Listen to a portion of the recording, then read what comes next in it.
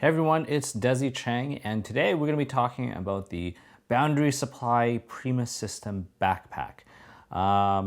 So I was very excited when this the video came out on Kickstarter, and I saw it. Watched the video and watched kind of like all the photos. I have to say I'm very disappointed in this backpack. First off, this is a one of the camera backpacks, and it compares against like Peak Design and Langley, and also the Wandered backpacks. And I thought, dang, this is gonna be an awesome one. But yeah, I just don't like it. Out of all of them, I probably like this one the least. Maybe, I don't know. Well, yeah, probably. So first off, it doesn't stand up on its own. I mean, it's like, I have to hold this up to show you guys what it looks like. And the other thing is also, it's the most expensive out of all of those Kickstarter backpacks, camera backpacks that I just mentioned. Well, it starts off at $199, which is the cheapest US. But the stupid thing is that, then after you've already pre-ordered, then they came out with this, full camera configuration module that you can insert in here for an additional like $100 US. So it comes out at $300 US to have everything. But I already prepaid it, and I only have the with the one camera system. So yeah, so I mean the main thing that I don't like about it is yeah, it doesn't, the standing up part isn't a huge deal. But first off, it's heavy. It's out of all the bags, it's definitely the heaviest of all the bags. I thought when it first came in, I'm like, oh sweet, they shipped me something else inside the bag. And I opened it up, and no, it was just the standard things that came with it. So I was really disappointed. But there are some positive notes about this bag that I do like. Am I gonna keep this? Probably not. So let's go through some of the features. Okay, on the side here, there is an expandable water bottle pocket. I like this, it's deep. It's not, shitty at all. There's some really shitty water bottle pockets and they suck.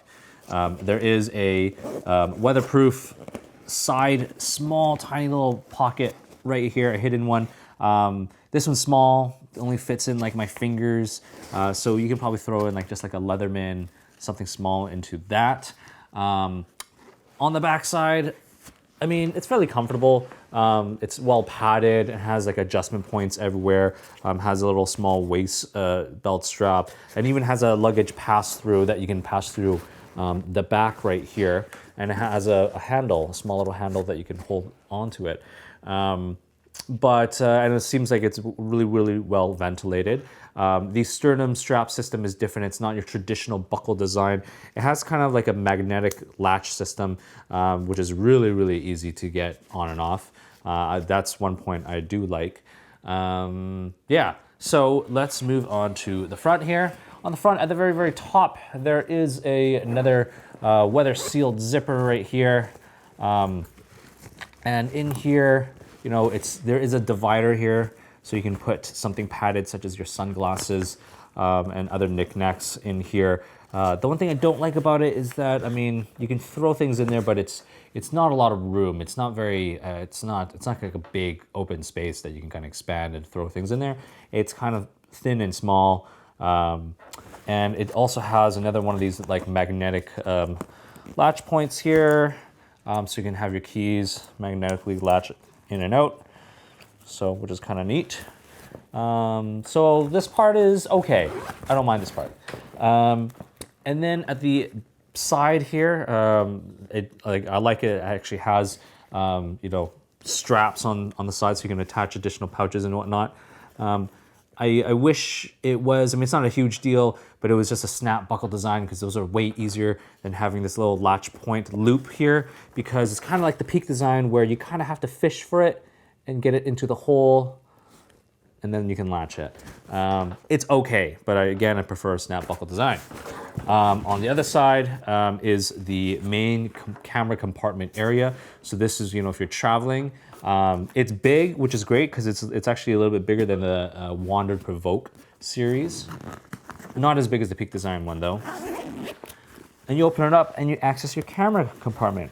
One thing I like about this compared to the Wandered is that if you have your standard full-size DSLR in here, you can actually still access another lens, ish, depending on how big the lens is. But it's in here and you can access it. Also, right here, there is,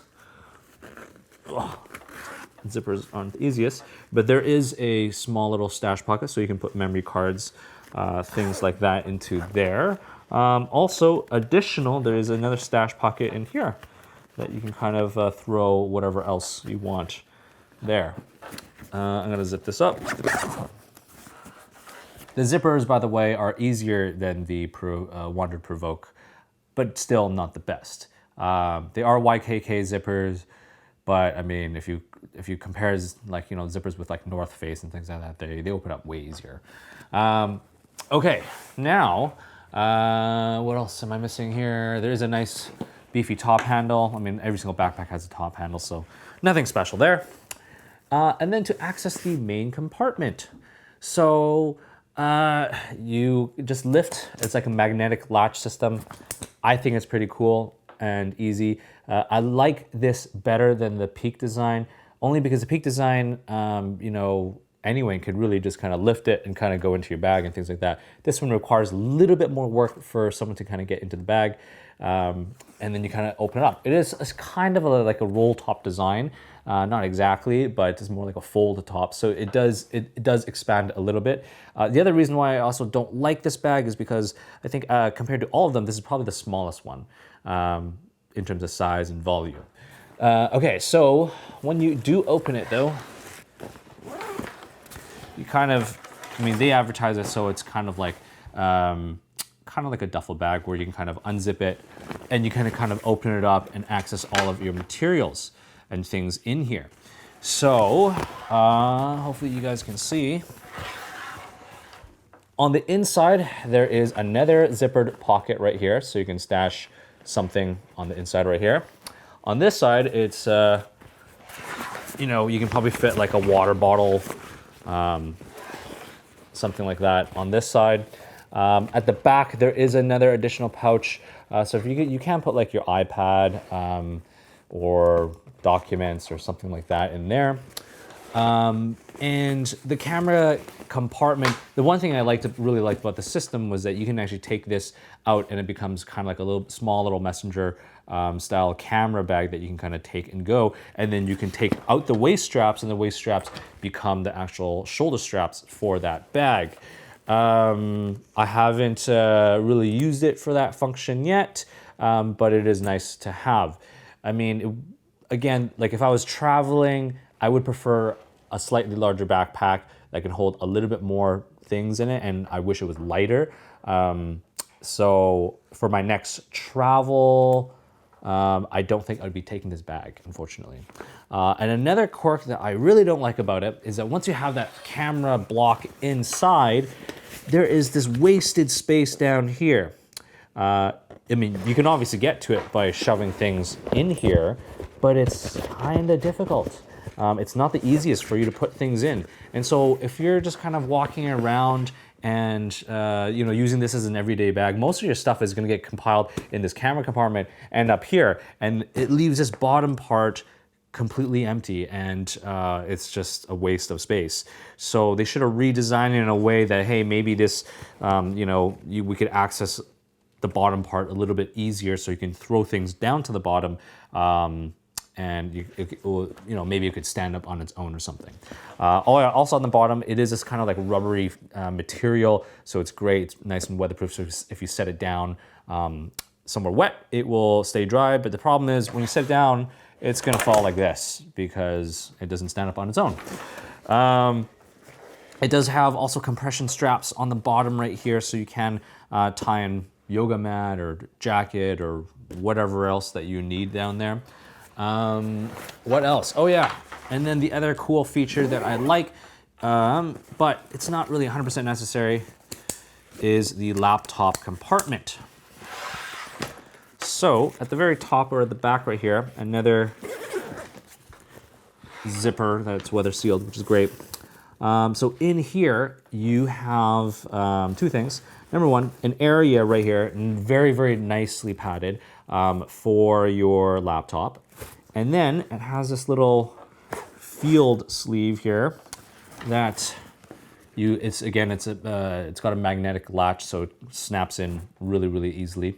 But this thing's kind of cool. I mean, you can just take this out and have all of your accessories in here. You got two kind of compartments here. If you had like your charger, iPhone charger, cable, things like that, pens, and when you kind of open this up, you can, put in an iPad, and it is padded as well.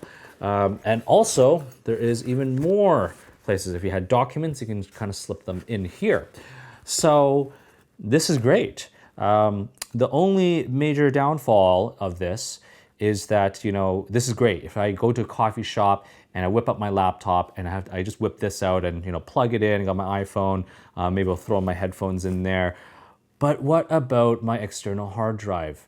So my external hard drive, I would have to access the main compartment, open this all up to kind of grab the hard drive. I could put it up here, but then I'd lose all the space for like my small little knickknacks, sunglasses, things like that. If you had a thin hard drive, it could probably work.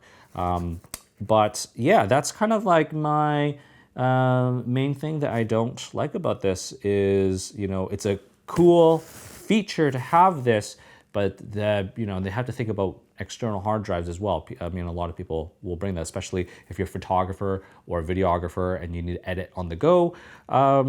Yeah, these are just my opinions though, so you can kind of, take it as you choose when you're considering buying this product. Anyways, this is my review of the Boundary Prima System backpack. I hope you've enjoyed it, and I hope that helped you when you're considering buying this bag or not.